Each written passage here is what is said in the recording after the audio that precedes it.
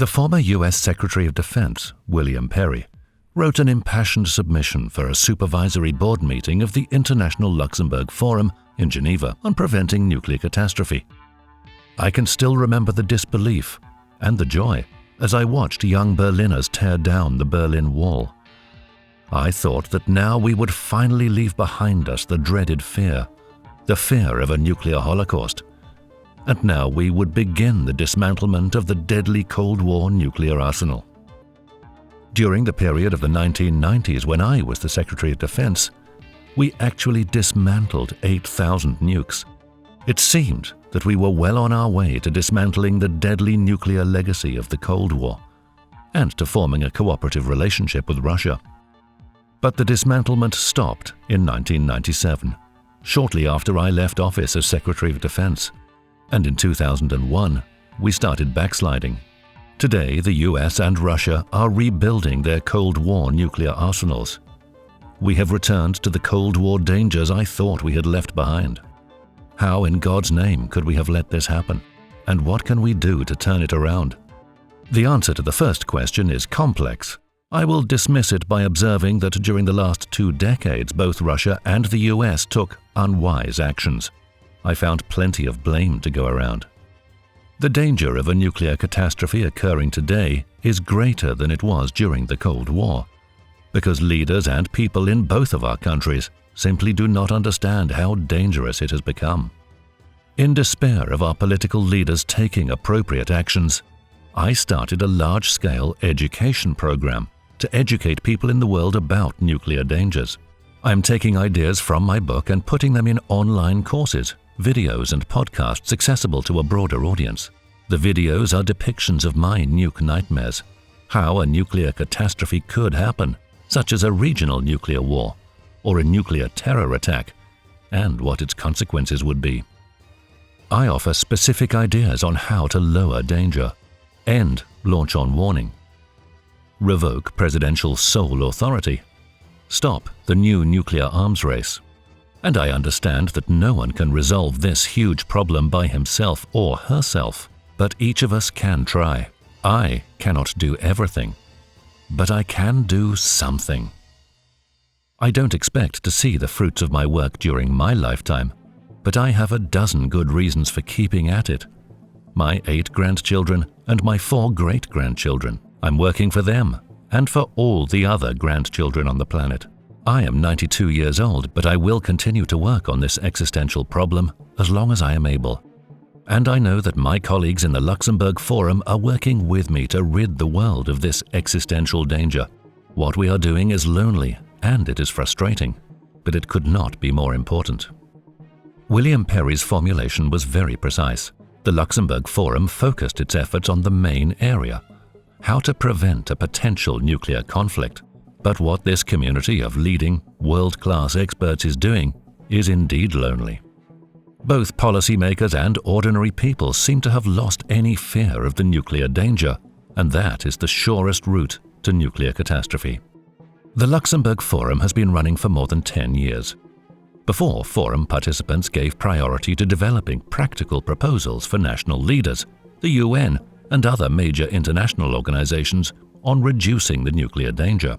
Now they also face another concern: how to warn the public at large about the potential catastrophe.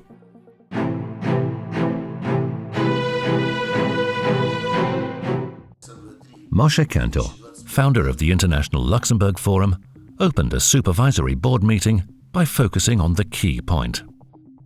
You are all perfectly aware of the crisis in this area, the demise of the indefinite term INF Treaty, the uncertainty of the New START renewal, the United States' exit from the Iran deal, and sanctions against those who are still cooperating with Iran under the deal, the lack of resolutions on the denuclearization of North Korea, President Trump's intention to withdraw from the Open Skies Treaty, and the lack of any dialogue or negotiations on these key issues are of our great concern. The increasing uncertainty in all these areas reminds me of the second law of thermodynamics, which states that without corrective action, the entropy in a system always increases, or in layman's terms, in any system left by itself, order decreases and disorder increases. In all our declarations, we always try to initiate the actions required to decrease entropy. The Rome Declaration says that the degradation of strategic stability in combination with the demise of key arms control treaties is happening simultaneously with building crises and wars across the globe, which may result in out-of-control escalation. That today the threat of a nuclear catastrophe is higher than it ever was during the Cold War. The threat is not so much that nuclear weapons will be used deliberately, but that a war may be started because of a human mistake, a system error, misunderstanding or miscalculation. These risks are heightened with new cyber technology. The Luxembourg Forum experts' reckoning shows that absolutely nothing, including the development of new weapons, prevents the extension of the Russian-US Strategic Arms Reduction Treaty, START III, which expires in February 2021. Unless the United States and Russia extend the treaty or enter into a new one, the nuclear arms race will become uncontrolled. As for the Trump administration's demands to include China in the negotiation process, we can only recommend that the US and Russia reach a bilateral agreement, and only after that offer China any acceptable avenues of cooperation in nuclear arms control, taking into consideration its utmost reticence in this area. Trump will make a decision next year. No one knows what he will decide, probably even Trump himself, because, as defined by Americans themselves, Trump is an experiment for the United States, as well as for all others generally.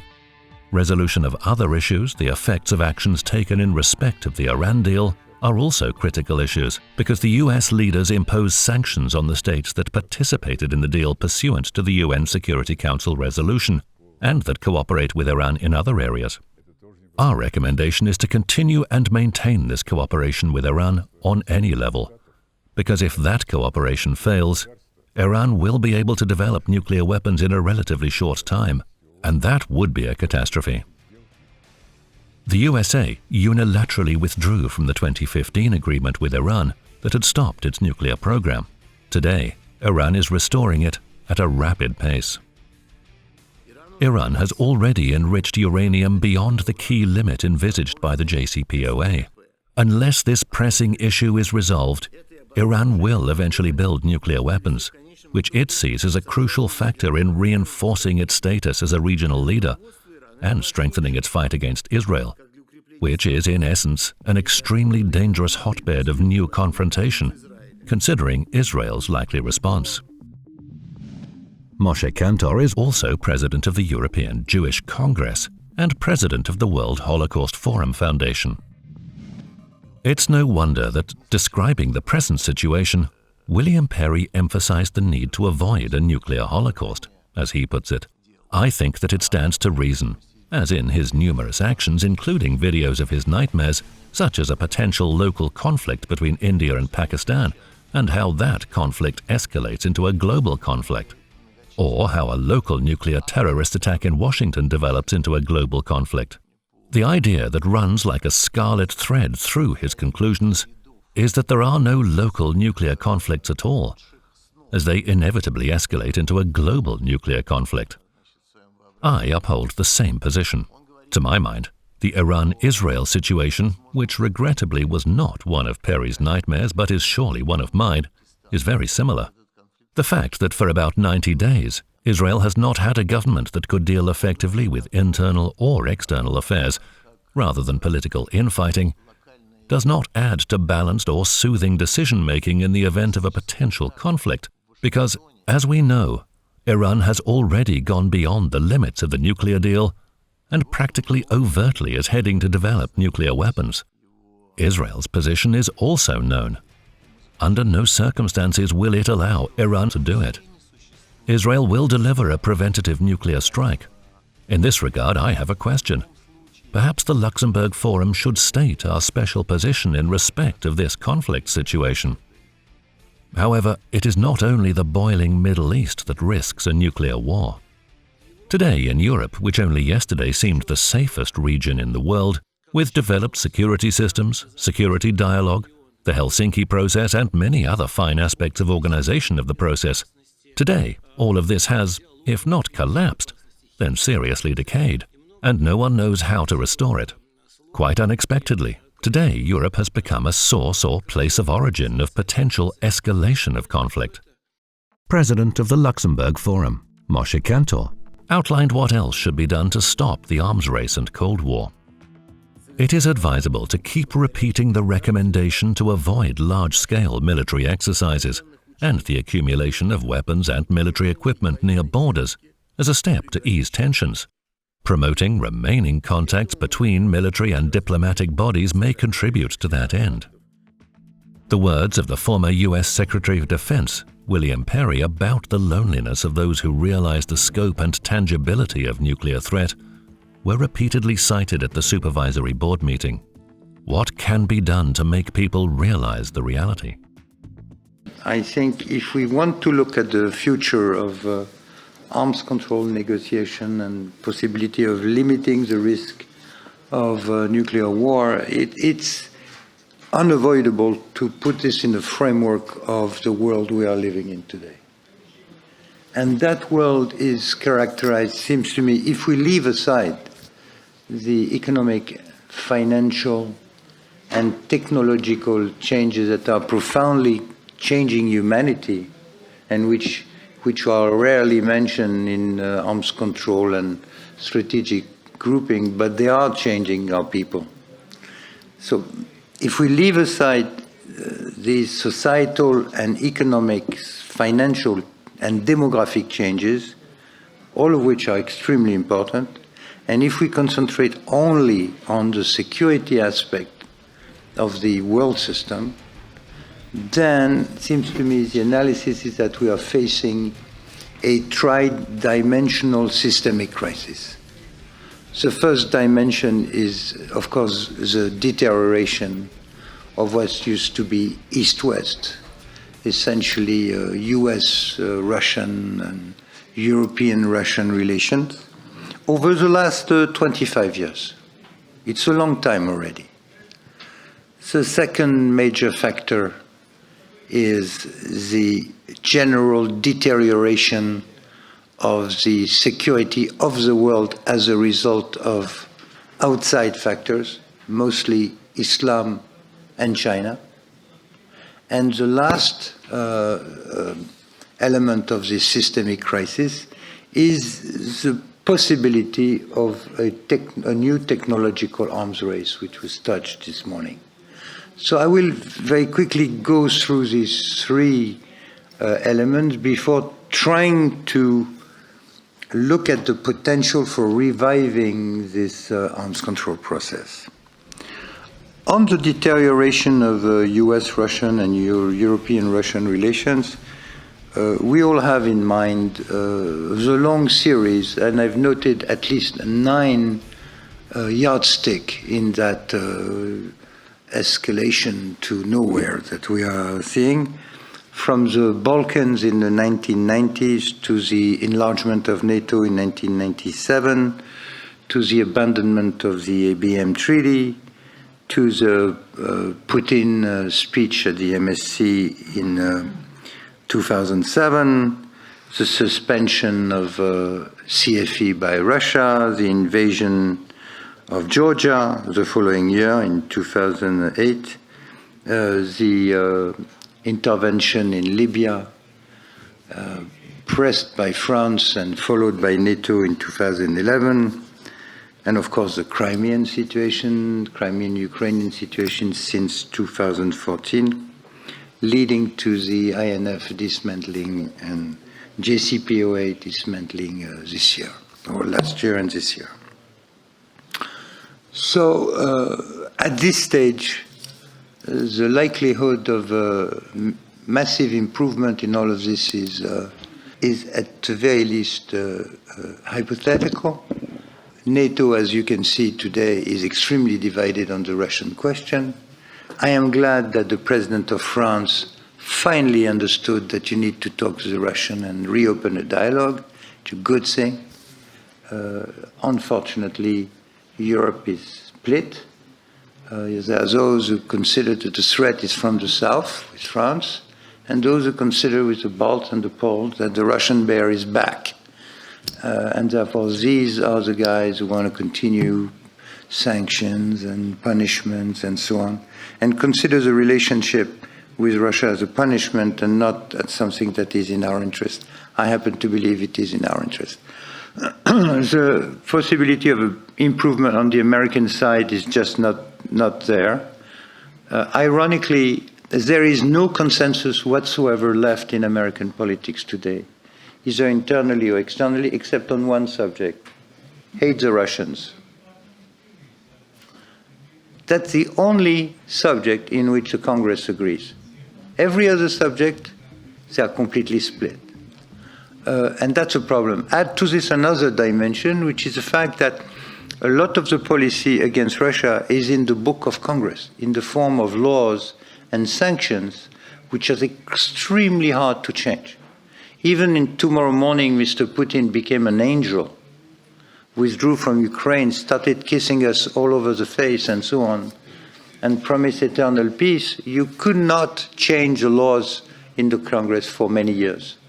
So the regime of sanction is going, unfortunately, to be a major obstacle for the future. Today, public opinion is absolutely or practically indifferent to what is happening in the area of security in general and nuclear security in particular, unlike in the 1980s that we all remember well, although the danger now is much more grave than it was then. It seems that society in many countries, and this I think is everywhere, not only in the developed north, but also in the undeveloped south, people are very much aware of the existence of nuclear weapons, very much aware of the threat that they may pose, but they're simply not willing to take any kind of action, collectively at least, against that. And I'm old enough to remember, and I was already an adult in the 1980s, demonstrations in New York City about the weapons in Europe. We never had anything else, anything further, on this count. But we do have a phenomenon which is very baffling in the modern world, which is whole populations rebelling against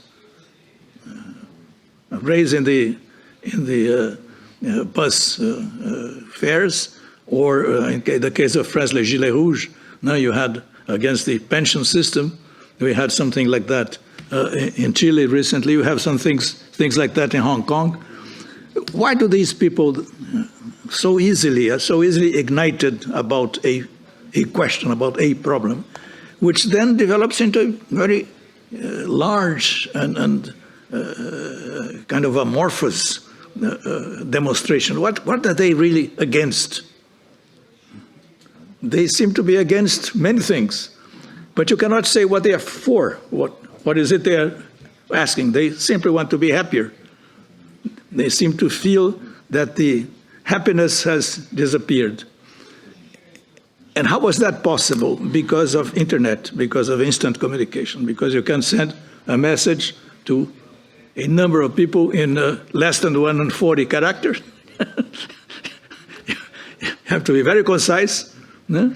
And you cannot explain very much. Just say, well, we are against, and we are going to do something about this. And I think it's a phenomenon of the modern. Why this did not reach nuclear weapons or the security of what people don't feel secure in the existence of nuclear weapons? Why people don't feel insecure? People, on the contrary, as Des was talking, that other people have also mentioned, that people feel secure because nuclear weapons are there. If you ask public opinion, they'll say, well, God, let's keep deterrence. It's very good. No, we feel secure. Sometimes myself, when I speak in my own quarters, in my own society, especially to young audiences, I always say, sometimes I try to finish with an analogy. And I try to say something like, well, if we don't do something serious about climate change, civilization may disappear in a couple of decades.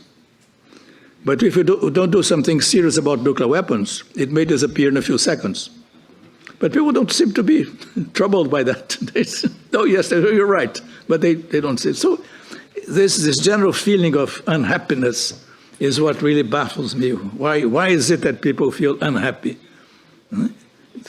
maybe the promises of globalization did not materialize. Maybe people were have some kind of nostalgia for a previous period when they felt more happier. But this has nothing to do with nuclear weapons. It's nothing to do with destruction. This is an issue, no problem. There's no problem there. The problems are elsewhere.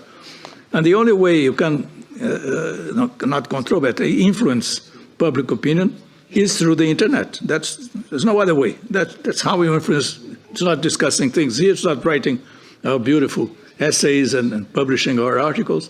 It's getting to the internet and trying to mobilize public opinion. Whether this is feasible, how do you do that? I simply do not know. It's past my time. I'm old enough not to be able to manage very well my own computer.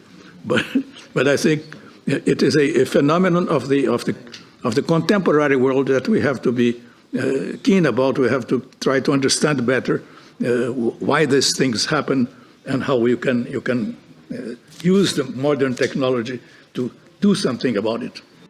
We tried a movie, Countdown to Zero. We hired the producer who produced An Inconvenient Truth for Al Gore.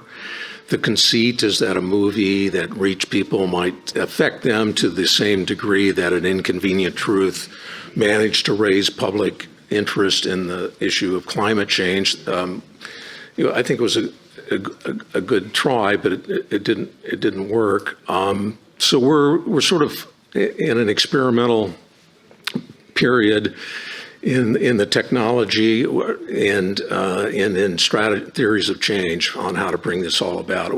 At Princeton, we have two really interesting projects that are based on virtual reality, one of which is an attempt to recreate the experience of the Hawaiians who a couple of years ago were notified over their cell phones that a ballistic missile had been fired, that it was going to impact Hawaii. And for something like 38 minutes, a certain amount of panic ensued, including parents who were lifting manhole covers in roads and putting their kids inside the sewers to try to protect them. We're also programming a virtual reality experience that's going to be unveiled at the Munich Security Conference in a couple of months that puts people in the hot seat of a decision maker who is told that her country is under attack. Here's the situation, here are your options, and put the person in the position of having to make a decision. In other words, a VR experience of launch on warning. It's possible that some of these technologies will be deeply impactful, and VR has certainly managed to prove that it affects the brain in a very different way, in a way that creates a searing experience about some of these things. So I think we need to continue to pursue some of these technologies to see where they go. I would argue that, as important, if not more important, is the question of both a lack of trust and a lack of respect among countries. I've just been so struck at recent PrepCom meetings and at the most recent First Committee meeting about the total absence of what I try to instill in my students who are not professional negotiators, but that is to be respectful of other parties, to engage in a professional manner. And yet I find it increasingly difficult the more my student arms control negotiators in the simulation attempt to be realistic and to reflect the positions of the countries that they're playing, the more destructive they become in these simulation exercises. And the lesson that I derive from that, and what has really been my whole professional career, has been using role-playing as a means to listen to others, to empathize with others, to put oneself in another party's shoes. And I think there's a role for not only students, young students, but also for those policymakers, for ourselves, to listen more and to empathize. And with that in mind in particular, I want to second those who have asked us perhaps to turn more to some of our younger charges here to hear their perspectives, because I think we, for the most part, know what each other is going to say. We've heard it before. Sometimes we're more eloquent than we are at other times. But we really don't know, I think, how these issues are viewed by some very bright individuals who may be younger than we are, but that doesn't mean they may not have better ideas. And so I would really encourage us as much as possible to hear from them. They may, in fact, provide some insightful new approaches. What can be done to increase concern about and interest in the threat of a nuclear apocalypse? Some propose a public opinion survey. What questions could be asked? Are you concerned about the threat of a nuclear war? Ask that question, and it may turn out that 60% know nothing and don't think about it. Another 30% will say they don't care about it, and 10% will say they don't know. Then the question will arise, what is your Luxembourg Forum for, if no one cares about it? Or one may ask, do you want to be secure from the danger of nuclear war? In that case, we might have other responses and ratios. But still, I do not see a decisive vote that could draw the attention of state leaders to discussions about the problem. Generally speaking, I don't know what can draw their attention now. A well-known American politician, when asked about the influence of their leader on the situation in the country, said, "Trump is an experiment." Like that, in one word. That is a very interesting definition, but it does not provide an answer to the question of how long the experiment may continue. In Germany, it continued long enough, and with disastrous consequences. We cannot yet say how the American experiment may end. Different opinions are expressed as to whether it will continue until next year or longer. In Russia, the influence of public opinion on the group of leaders is minimized. They have quite a clear-cut idea of their understanding of the current situation, and no public opinion, whatever it may be, can have any impact on them. Under the circumstances, unless, as one of our well-known satirist writers said when it turned out that people were absolutely indifferent, to attract their attention, a bomb detonates. But that's wishful thinking. So much for public opinion and drawing attention to the problem. There is an increasing fashion for arms control gravediggers. Before, there was fashion for dresses, while now it's like this.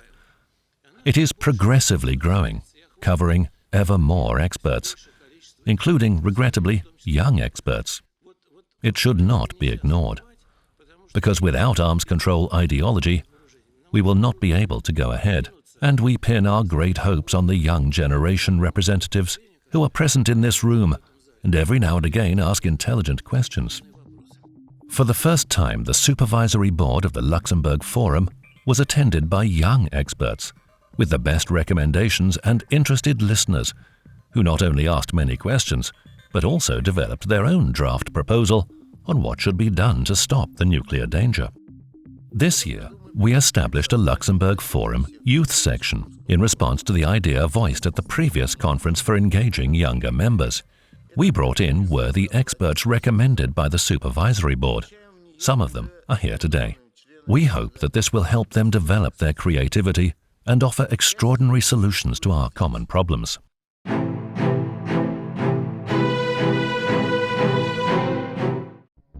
The Supervisory Board meeting participants emphasized that the arms control and non-proliferation crisis had undermined strategic and regional stability.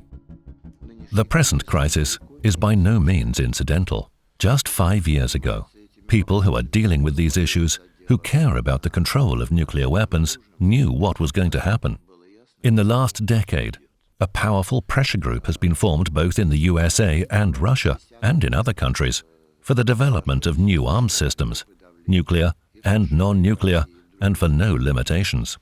Their position was based on political, strategic, and technical reasons, and therefore this line, which now begins to prevail in great powers, is very strong. When we are among our colleagues, forums like ours, it seems to us that we all are at one in our understanding of the importance of arms control and the need to maintain it. Regrettably, in our countries, we are the minority. while the majority believe that former agreements were either unfair, as can often be heard in Russia, or unnecessary, as the situation has changed and we do not need any arms control, or need some so far unclear but new instruments, methods, and forms of such control. The latter position has become widespread in Russia, for instance. I think that political leaders pay heed to such arguments. Crises have always been surrounded by myths. The present arms control crisis is no exception. The first myth is that new technology is immune to arms control and therefore the old methods should be rejected and some new ones developed. Second, new arms systems and technology are developed too quickly, and we are unable to develop it because arms control negotiations drag on for years, as experience shows. Then treaties are to be ratified, and meanwhile new systems have already been developed that actually neutralize or even nullify the effects of such treaties. Another myth is that a multipolar nuclear world made bilateral control of nuclear weapons unacceptable, as was the case before between the Soviet Union and the USA, and between Russia and the USA. However, we should also think about more fundamental long-term problems. So, new arms are uncontrollable. But new arms and new technology have always been developed. During the last 50 years of the existence of controls of nuclear weapons, they have continuously been bringing the disturbing effect into negotiations and strategic balance. However, given goodwill, we coped with it. Or take the development of ballistic missiles, then many-headed ballistic missiles, followed by cruise missiles. President Reagan's Strategic Defense Initiative, they were all innovative technology that initially seemed to be able to destroy arms control. But then it turned out that they could be controlled quite successfully.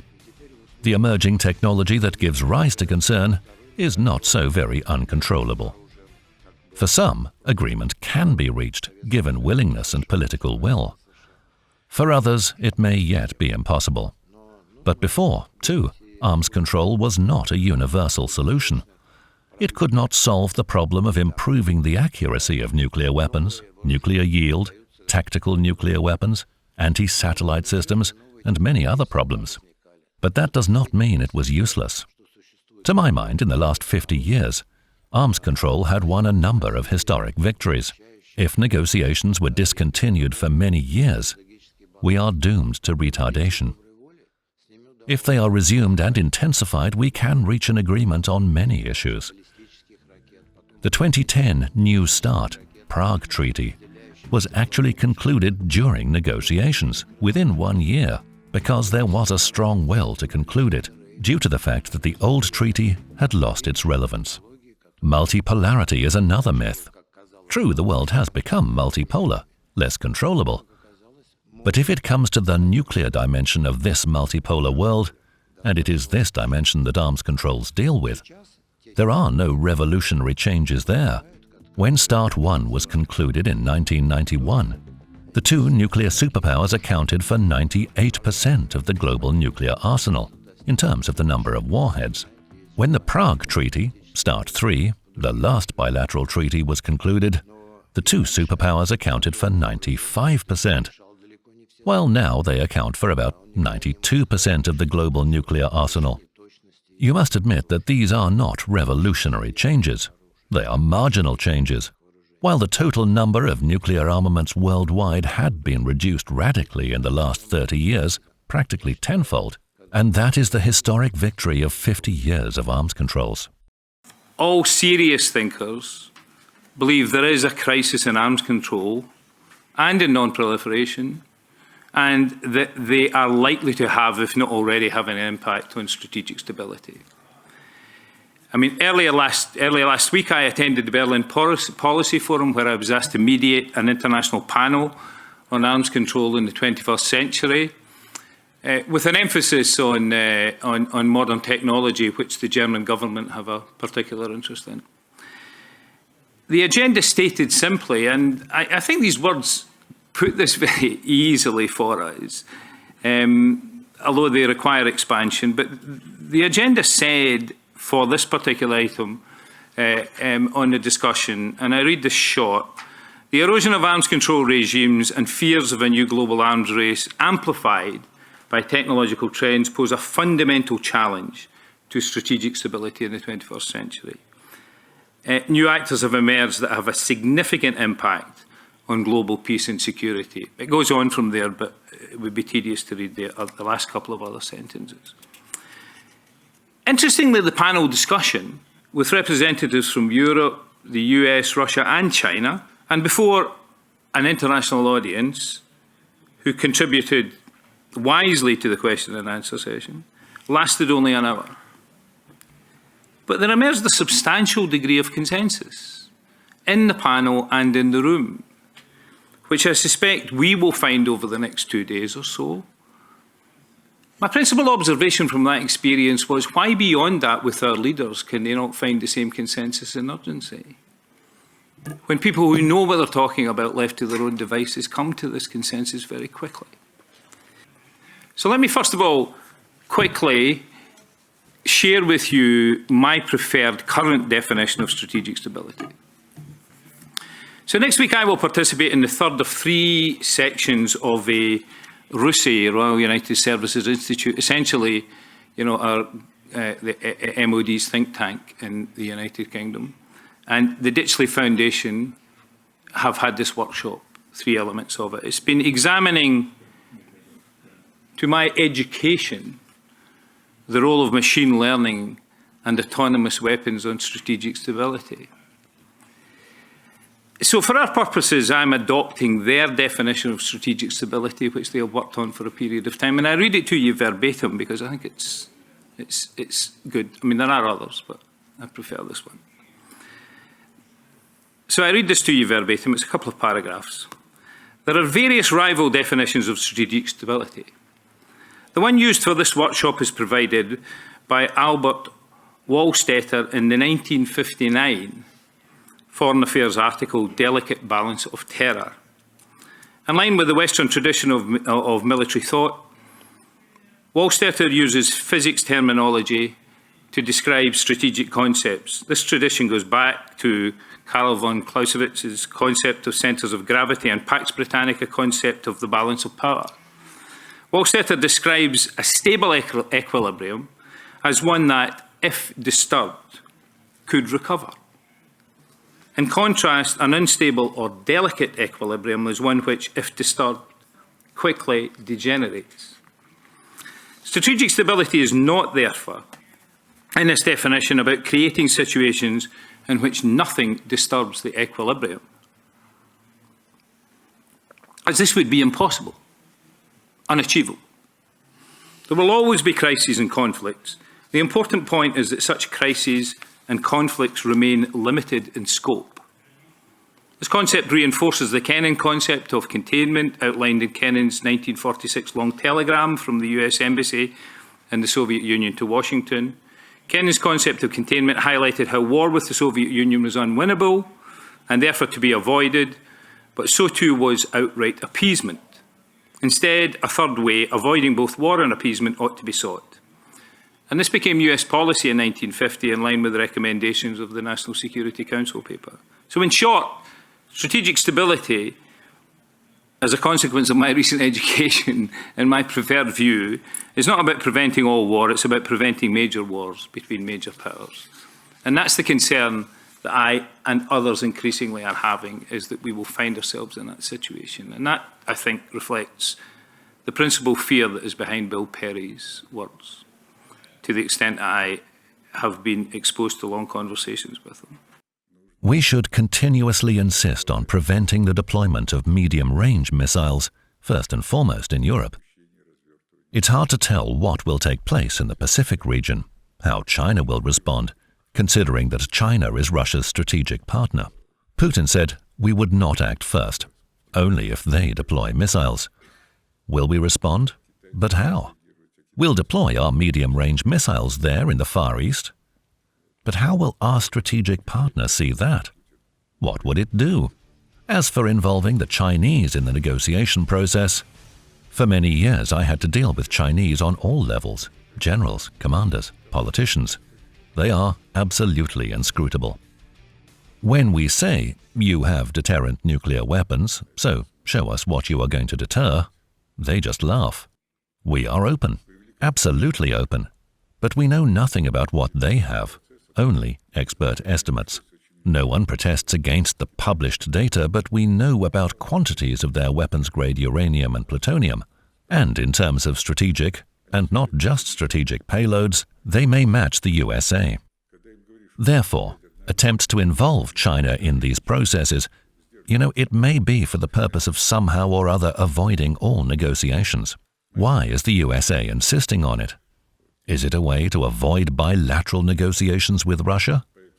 Or is it a failure to understand? The military have always been afraid to be late. A first strike might leave them without nuclear weapons and with no second strike capability. They said the mission of the armed forces is not only to defeat an attack, but also to deliver a preemptive strike. However, today more than ever before, it becomes clear how dangerous is the intention to immediately answer back. The retaliatory counterstrike concept. Information and warnings from ground-based radar is considered the most reliable.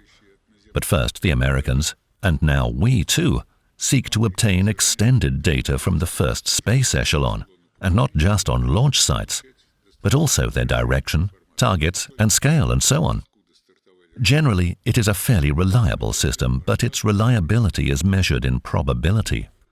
To make the destinies of humankind dependent on slight chance is absolutely unreasonable. Therefore, one guaranteed prevention of such threats is increased decision-making time. The retaliatory counterstrike as a strategic concept is not so much about military equipment and military planning as about mentality, because, given a sound approach, there is no need for such a strike. Both Russia and the USA invest huge funds in the development and deployment of fail survival systems. I spoke about that at the previous meeting, and it complies with the principles of strategic stability formulated in 1990 and is still relevant, in my opinion. Nevertheless, ground-based missiles still rely on a retaliatory counterstrike. The question is, why? To kill several dozens of millions of enemy citizens more than otherwise? Is it worthwhile, considering the creation of a probability of nuclear war through a tactical error, wrong interpretation of the opponent's actions? To my mind, it is not. Another argument is that the military political leadership may be vulnerable and may fear that in the event of a sudden attack, there will be no one left to order a retaliatory strike. That is the theme to discuss, and probably to invest more money, not in missiles and aircraft, but in improved ability to survive, duplication, a sound system for the delegation of authority, to avoid fears that at any moment we will be destroyed and who will retaliate. It might diffuse the issue and thus change the leaders' mentalities. Luxembourg Forum experts say that the right and much safer way is to develop less vulnerable systems. The purpose of a headquarters, and I have repeatedly emphasized this, is to develop dozens of different plans, first strike plans of various scale, with different target assignments, retaliatory counterstrike plans, a retaliatory strike plan that should also include various scenarios for the potential use of different quantities of nuclear means. If a headquarters does not develop such plans, it means that they are not worth their wages. It is their responsibility to do that. But a decision to use nuclear weapons is the prerogative of political leadership. At some point, first strike plans were a priority, when there were many leaders and military men who had seen action. I remember how in Luga's State Committee, where I was invited to discuss whether or not ballistic missile defense was needed, and they said that my report was very convincing.